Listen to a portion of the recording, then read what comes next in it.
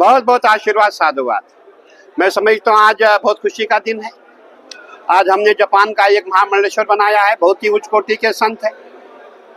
महाराज श्री पहले बौद्ध धर्म के एक संत थे। सावन के महीने में ये मेरे पास आए थे। मेरी इनसे वार्ता हुई थी, सनातन पे वार्ता हुई थी। महाराज ने मुझे कहा मैंने सनातन अपनाया हुआ है, मेरे 2500 शिष्य है और आज जो 80 शिष्य लेके यहाँ आई हुई सभी सनातनी है।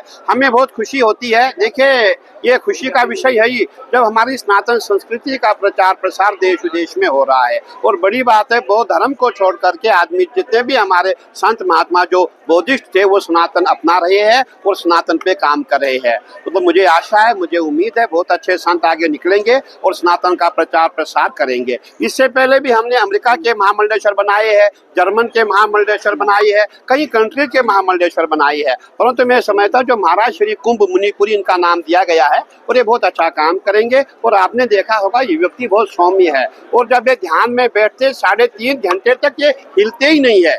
तो मैं ये कहना चाहूंगा कि हमें बहुत अच्छा लगा है और हमें पूरा विश्वास है कि आप जो सनातन संस्कृति का पूरे विश्व में प्रचार प्रसार करेंगे। गुरुदेव, ये आपको सावन महीना शायद याद होगा, सावन के महीने में इन्होंने प्रेस वार्ता की थी जिसमें उन्होंने कहा था कि मैं पिछले जन्म में उत्तराखंड का ही वासी था। और आपने देखा होगा इनके पास जितना भी स्टाफ है उत्तराखंड का ही है, गढ़वाल का ही है। और इनका ये कहना है कि मैं उत्तराखंड में कहाँ का था, गढ़वाल का वासी था। और इनके मन में ही इच्छा है कि मैं वापस आकर के यहाँ पे उत्तराखंड में आकर के बहुत बड़ा आश्रम बनाऊंगा। और इनका प्रयास चल रहा है, कहाँ जमीन लेंगे, कहाँ पे आश्रम बनाया जाएगा। क्योंकि इनका मानना है कि मुझे सुपन भी आया है और मुझे ये एहसास भी हो रही है, फीलिंग भी हो रही है कि मैं उत्तराखंडी हूँ। बहुत अच्छी बात है। जापान के लोग अपने आप को उत्तराखंडी कहते, कितनी अच्छी बात है। मैं सबको आशीर्वाद साधुवाद देना चाहूंगा। गुरुदेव, ये सनातन की आपने देखा होगा ऐसे कई कहानियां हमारे हिंदुस्तान में हुई है।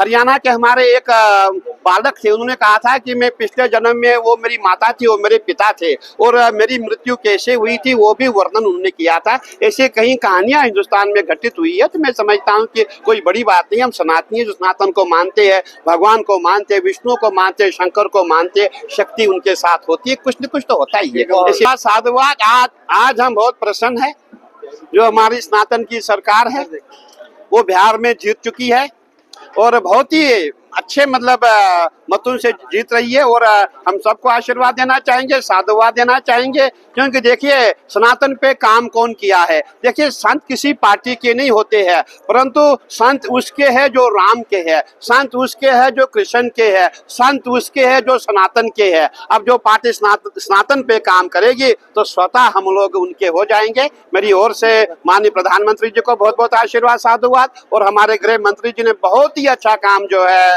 बिहार में किया था। आज उसी की जीत जो हमें मिल रही है। मैं यही कहूंगा, यत्र योगेश्वरा कृष्णो यत्र पार्थो धनुर्धरा तत्र श्री विजयो भूतिर ध्रुवा नित्यमतिर्ममा। जहाँ हमारे माननीय प्रधानमंत्री जी है और हमारे गृह मंत्री जी है वहाँ जीत ही जीत। गुरुदेव, तो कहेंगे कि जो वोट चोरी वाला मुद्दा था वो बिल्कुल हवा में नहीं। देखिए जो विपक्ष है, जब हम हारते हैं, कोई भी व्यक्ति हो, मैं उनकी बात नहीं करता, जब हम हारेंगे तो हम अपने आप को दोष नहीं देंगे, हम दूसरों पे दोष देंगे। ये तो आम बात है, ये चर्चाएं होती है, चलती रहती है। लेकिन खुशी की बात है कि सनातन की सरकार है उसने जीत हासिल की है। महाराज जी, इस समय राहुल